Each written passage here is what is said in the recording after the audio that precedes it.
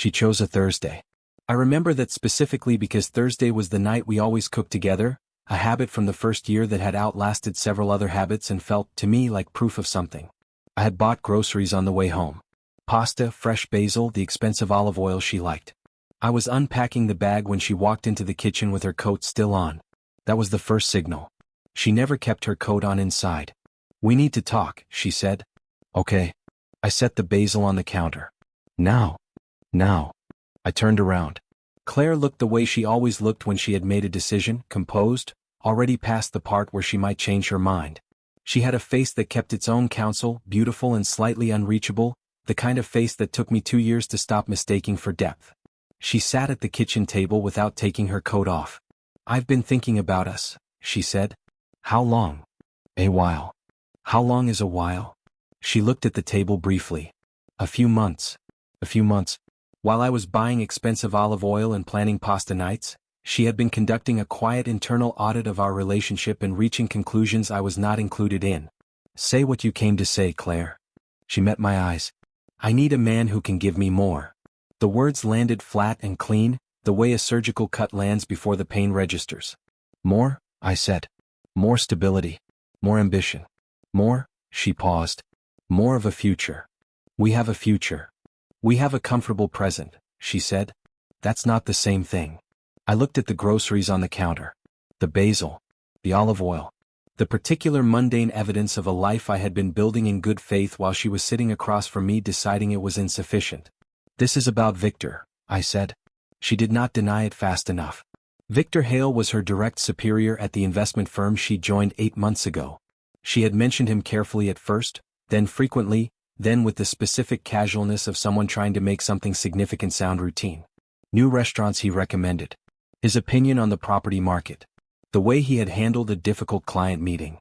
I had filed the information and said nothing because I believed in her. "Victor is a colleague," she said. "Claire.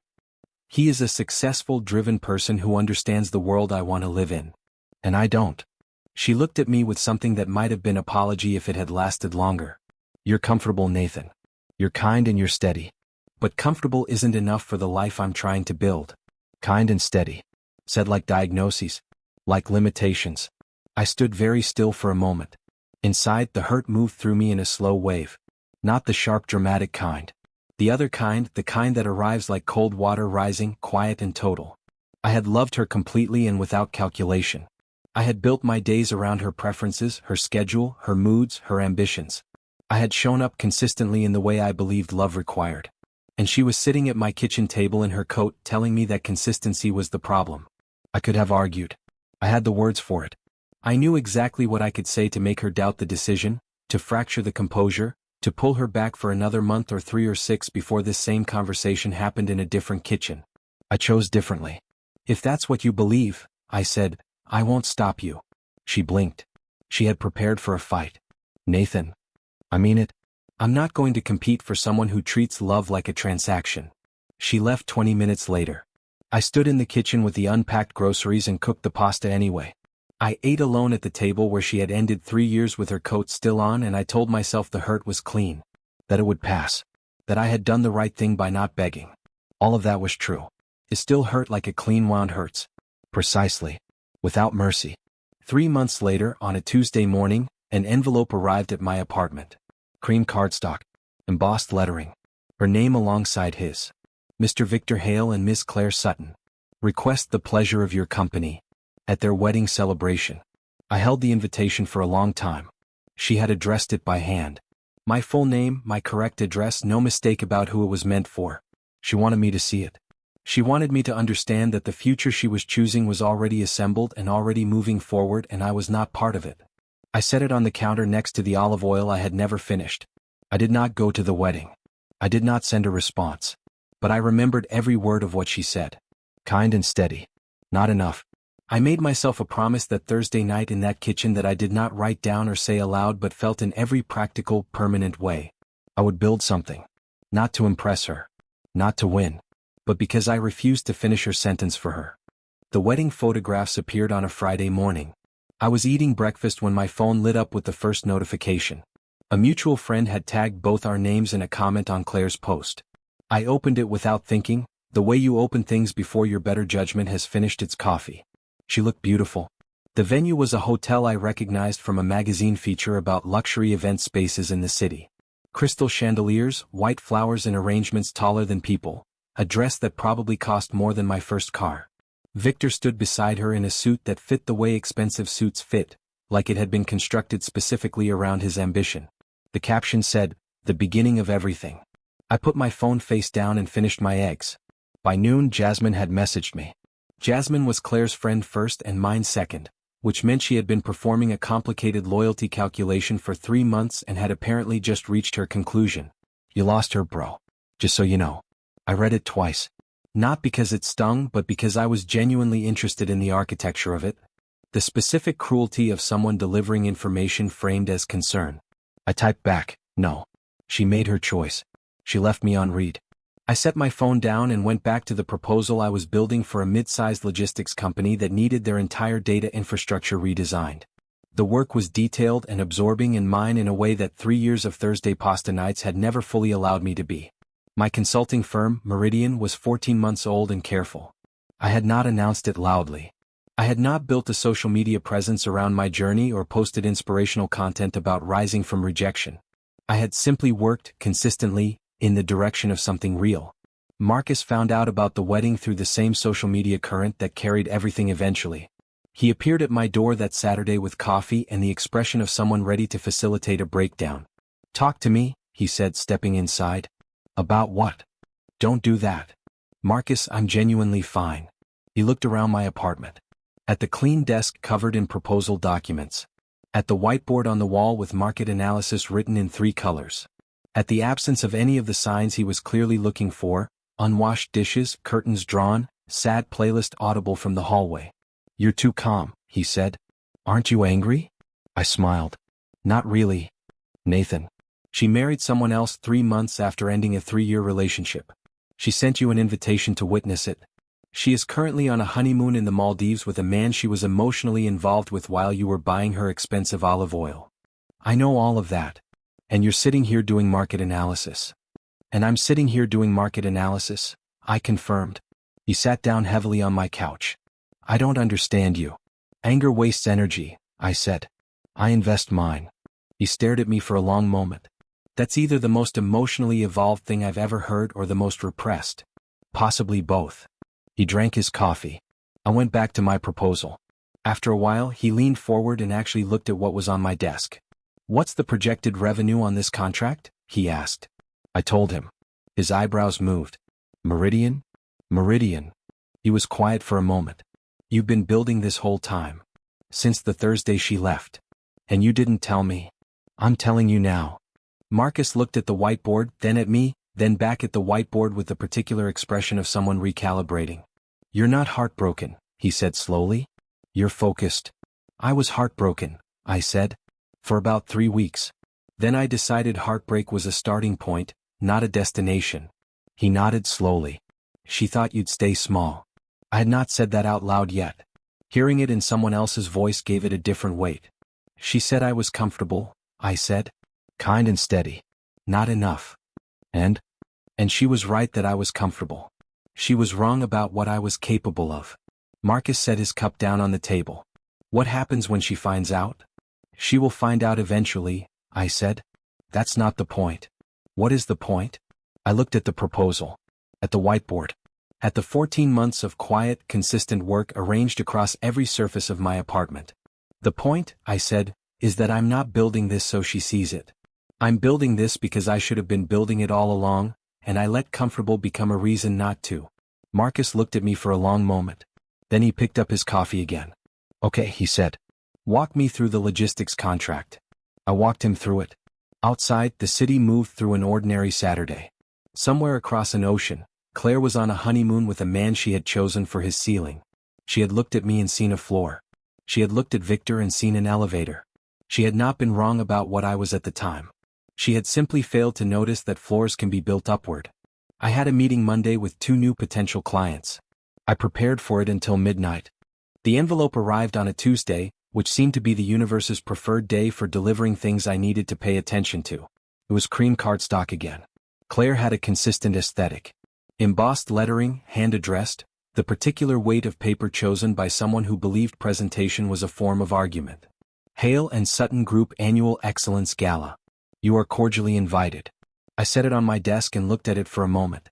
Then I called Marcus. She invited you to a work event? He sounded genuinely delighted in the way he was always delighted by information that confirmed his existing theories about human behavior. That's not networking. That's performance. I know. She wants you to see the empire, Nathan. She wants you to walk into Victor's territory and understand the scale of what you didn't qualify for. I know, I said again. You're going, aren't you?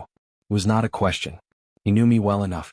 My company just closed the Meridian Pacific deal, I said. Silence on the line. Then, the international infrastructure contract? Signed Friday. Nathan. His voice shifted into something quieter. That's significant. Yes. That puts you in direct competition with firms like Hale and Sutton. It does. Another silence. I could hear him processing the geometry of it. She invited you to watch Victor's victory lap, he said slowly, and you are about to walk in as a competitor. I'm going to walk in as myself, I said. Which happens to include the Meridian Pacific deal now. Marcus laughed, the real kind. I need to be there for this. You're not invited. I'll watch from outside. I'll bring binoculars. Marcus. Fine. Tell me everything after. I told Elena that evening. We were on the couch, her feet tucked under her, her notebook open on her knee, the specific domestic quiet of a Tuesday that had become one of my favorite kinds of time. I handed her the invitation. She read it, set it on the coffee table, looked at it the way she looked at data she was deciding how to interpret. Claire, she said. Not a question. Yes. And Victor is her husband. And my company's new competitor. She was quiet for a moment. Why is she inviting you? To show me what she chose. What I wasn't. Elena looked at the invitation again. And you want to go? I think I need to. She turned to look at me directly. For her? No, I said. Not for her. She held my gaze for a long moment, doing that thing she did where she was reading something beneath the surface of the words, the behavioral economist in her never fully off duty. For closure, she said. For closure. She picked up the invitation and looked at it once more. Then she handed it back to me. I need to find something to wear, she said, and went back to her notebook. I looked at the side of her face. She had not asked me to prove it was about closure. She had not cross-examined my motives or constructed hypothetical emotional scenarios or made me defend the decision. She had asked one question, received one honest answer, and moved forward. That was Elena entirely. You don't have to come, I said. I know, she said, still writing. I want to. Why? She looked up. Because you've been building something for 2 years and I want to be standing next to you when someone finally sees it. I did not have an answer for that. Also, she added, returning to her notebook, I'm curious about her. Professionally. Professionally. Behavioral patterns in people who optimize for status over compatibility are genuinely interesting. You're going to observe my ex-wife the way you observe market behavior. I observe everything the way I observe market behavior. She paused. Is that a problem? No, I said. It's one of my favorite things about you. She glanced at me briefly with the small, real smile she reserved for moments she didn't want to make a production of. We confirmed the attendance on Wednesday. The gala was in 3 weeks. I spent those 3 weeks working. The Meridian Pacific deal required onboarding calls across 3 time zones and a restructuring of our service delivery framework that kept me and my team occupied until well past midnight on several consecutive evenings. I did not think about Claire during any of it. On the morning of the gala, Marcus called to offer last-minute advice. Walk in slowly, he said. Don't look for her immediately. Marcus. Let her find you. Stand near something impressive. A large floral arrangement or a powerful-looking person. I'm hanging up. Wear the gray suit. You look established in the gray suit. Goodbye, Marcus. Call me after. I hung up. Elena was in the bathroom, putting in her earrings, her grandmother's ring already on her finger, the diamond catching the bathroom light with the quiet confidence of something that had never needed to announce itself. I stood in the doorway watching her. Ready? She asked. Yes, I said. And I meant it in all the ways the word could carry. The envelope arrived on a Tuesday, which seemed to be the universe's preferred day for delivering things I needed to pay attention to. It was cream cardstock again. Claire had a consistent aesthetic. Embossed lettering, hand-addressed, The particular weight of paper chosen by someone who believed presentation was a form of argument. Hale and Sutton Group Annual Excellence Gala. You are cordially invited. I set it on my desk and looked at it for a moment. Then I called Marcus. She invited you to a work event? He sounded genuinely delighted in the way he was always delighted by information that confirmed his existing theories about human behavior. That's not networking. That's performance. I know. She wants you to see the empire, Nathan. She wants you to walk into Victor's territory and understand the scale of what you didn't qualify for. I know, I said again. You're going, aren't you? Was not a question. He knew me well enough. My company just closed the Meridian Pacific deal, I said. Silence on the line. Then, the international infrastructure contract? Signed Friday. Nathan. His voice shifted into something quieter. That's significant. Yes. That puts you in direct competition with firms like Hale and Sutton. It does. Another silence. I could hear him processing the geometry of it. She invited you to watch Victor's victory lap, he said slowly, and you are about to walk in as a competitor. I'm going to walk in as myself, I said. Which happens to include the Meridian Pacific deal now. Marcus laughed, the real kind. I need to be there for this. You're not invited. I'll watch from outside. I'll bring binoculars. Marcus. Fine. Tell me everything after. I told Elena that evening. We were on the couch, her feet tucked under her, her notebook open on her knee, the specific domestic quiet of a Tuesday that had become one of my favorite kinds of time. I handed her the invitation. She read it, set it on the coffee table, looked at it the way she looked at data she was deciding how to interpret. Claire, she said. Not a question. Yes. And Victor is her husband. And my company's new competitor. She was quiet for a moment. Why is she inviting you? To show me what she chose. What I wasn't. Elena looked at the invitation again. And you want to go? I think I need to. She turned to look at me directly. For her? No, I said. Not for her. She held my gaze for a long moment, doing that thing she did where she was reading something beneath the surface of the words, the behavioral economist in her never fully off duty. Foreclosure, she said. Foreclosure. She picked up the invitation and looked at it once more. Then she handed it back to me. I need to find something to wear, she said and went back to her notebook. I looked at the side of her face. She had not asked me to prove it was about closure. She had not cross-examined my motives or constructed hypothetical emotional scenarios or made me defend the decision. She had asked one question, received one honest answer, and moved forward. That was Elena entirely. You don't have to come, I said. I know, she said, still writing. I want to. Why? She looked up. Because you've been building something for 2 years and I want to be standing next to you when someone finally sees it. I did not have an answer for that. Also, she added, returning to her notebook, I'm curious about her. Professionally. Professionally. Behavioral patterns in people who optimize for status over compatibility are genuinely interesting. You're going to observe my ex-wife the way you observe market behavior. I observe everything the way I observe market behavior. She paused. Is that a problem? No, I said. It's one of my favorite things about you. She glanced at me briefly with the small, real smile she reserved for moments she didn't want to make a production of. We confirmed the attendance on Wednesday. The gala was in 3 weeks. I spent those 3 weeks working. The Meridian Pacific deal required onboarding calls across 3 time zones and a restructuring of our service delivery framework that kept me and my team occupied until well past midnight on several consecutive evenings. I did not think about Claire during any of it. On the morning of the gala, Marcus called to offer last-minute advice. Walk in slowly, he said. Don't look for her immediately.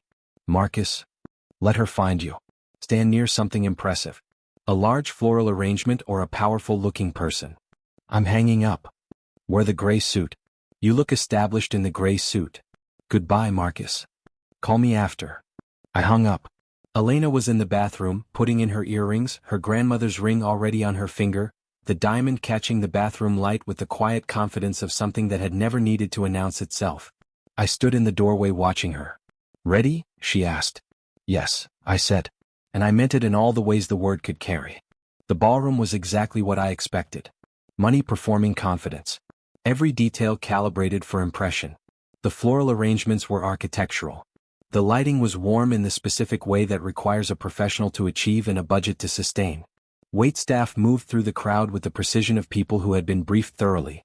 The guest list was the city's financial and corporate community assembled in one room, which meant there was a low-level competitive current running beneath every handshake and every casual mention of recent ventures. I had been in rooms like this before. The difference was that 2 years ago, I had entered them as someone still becoming. Tonight, I entered knowing exactly what Meridian was. Elena walked beside me without performing the entrance. No studied pause at the doorway, no sweep of the room to be seen sweeping it. She wore deep green, her grandmother's ring on her finger, her posture the natural posture of someone who was comfortable occupying space without requiring permission. 3 people stopped me in the first 10 minutes about the Meridian Pacific announcement. Elena stood beside me during each conversation and said little, but listened with the focused attention that made people feel accurately heard. Twice she asked questions that redirected the conversation in ways that were more interesting than where it was going. Both times the person she asked looked at her with the specific expression of someone who had underestimated the person they were talking to. I saw Claire at the 20-minute mark. She was across the room with Victor, in something gold and carefully chosen, her hand on his arm in the way of people at public events who are presenting their marriage as much as experiencing it. She looked the way she always looked, polished, assembled, conscious of being watched. She saw me at the same moment. Her expression moved through 3 things quickly: recognition, recalibration, a smile that took a beat too long to arrive. Then her eyes moved to Elena. The smile held, but something underneath it shifted. That micro-adjustment of someone encountering unexpected information and managing the response in real time. Victor was speaking to someone beside him and had not looked our way yet. I turned back to the conversation I was in and did not cross the room. She came to us. 20 minutes later, champagne in hand, with the particular trajectory of someone who had decided on an approach and was committing to it. Nathan. Her voice carried the warmth of something practiced. I'm glad you came. Thank you for the invitation. Her eyes moved to Elena with a smile that was correctly shaped. I don't think we've met. Elena said. Polite. Unhurried. She did not add anything, did not offer volume to fill the space, simply gave her name and let it sit. Nathan's colleague? Claire asked. His wife, Elena said. Claire's champagne glass moved slightly in her hand. Barely. But I noticed. I didn't know you'd gotten married, she said to me. We kept it quiet, I said. Her eyes moved down then. I watched it happen with the particular clarity of someone who has been paying attention. The glance was quick, almost controlled, but not quite. Elena's ring caught the light in the way it always did, the old diamond set simply, no excess, no performance, the kind of piece that jewelry people recognize immediately and others feel without knowing why. Claire's own ring was significant. Victor had made sure of that. But there was something about Elena's grandmother's ring that occupied space differently. Not louder. Just older. More certain. Claire looked back up. It's beautiful, she said, nodding toward Elena's hand. Thank you, Elena said simply. It was my grandmother's. Something moved across Claire's face that she controlled before it became readable. How lovely. She turned back to me. You look well, Nathan. I am well. Business treating you? Very well, yes. She waited for me to elaborate. I did not. The old Nathan would have filled that silence, would have felt the social obligation of it and rushed to satisfy it. I had spent 2 years learning that silence offered to the right person will tell you more than anything you could say into it. She tried a different angle. So finally upgraded? She smiled to soften it, but the word arrived with its actual intention intact. I looked at her calmly. No. I grew. She blinked once. Elena's hand found mine briefly, not for display, just contact. Victor appeared at Claire's shoulder then. He was broad-shouldered and assured, the physical embodiment of a man who had never seriously questioned his own ceiling. He extended a hand to me with the firm grip of someone who had calculated the handshake. Victor Hale. Nathan Cole. Meridian. Something moved behind his eyes at the company name. He had heard it recently. Meridian. You're the firm behind the Pacific Infrastructure contract. We are. He smiled the smile of a man reassessing a room and finding it more complicated than he expected. Good work. Thank you. Claire looked between us with an expression I had never seen on her before. She had spent 3 years in our relationship and understood me as comfortable and steady and insufficient. She had spent this evening understanding that she had miscalculated the variable. Victor began asking me about the Meridian Pacific contract with the specific interest of a competitor identifying scope. I answered directly and without offering more than the question required. Elena beside me watched Claire. Not unkindly. with the precise, interested attention of a behavioral economist observing a pattern in real time.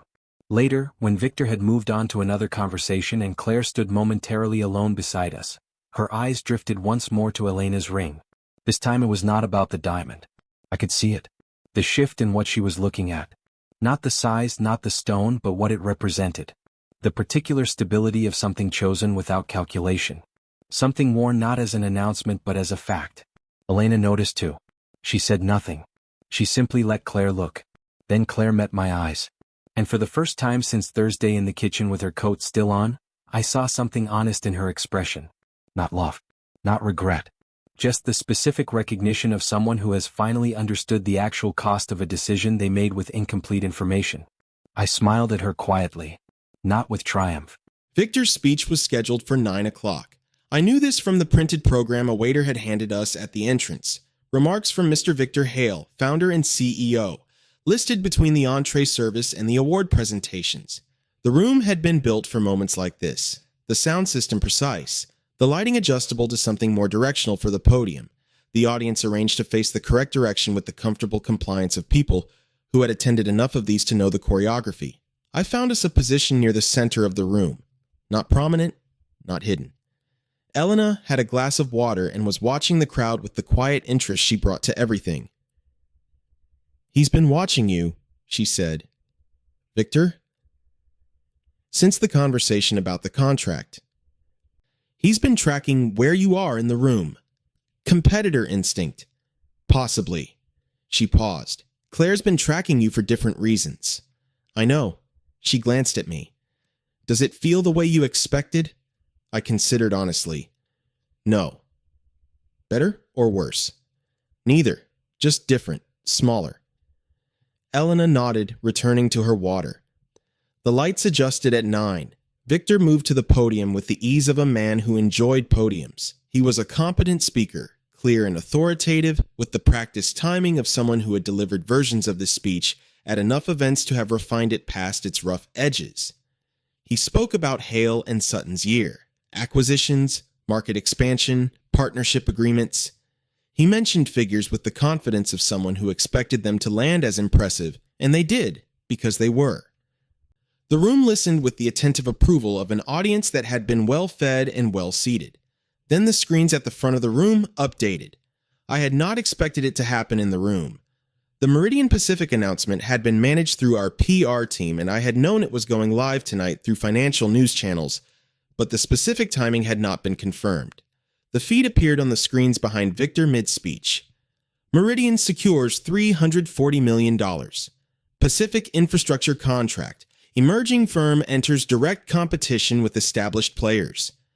Victor stopped. 1 beat, 2.